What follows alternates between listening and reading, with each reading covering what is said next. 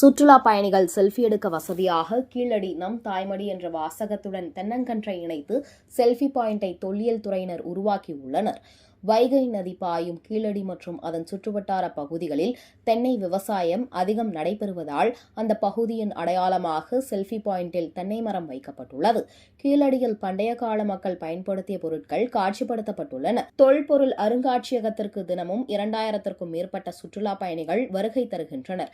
பள்ளி மற்றும் கல்லூரி மாணவர்கள் காட்சி பொருட்களை ஆர்வமுடன் கண்டுகளித்தனர். குறிப்பாக காளை புடைப்பு சிற்பம் மற்றும் சுடுமண் பானைகள் முன்பு நின்று செல்ஃபி எடுப்பது பார்வையாளர்களின் விருப்பமாக உள்ளது.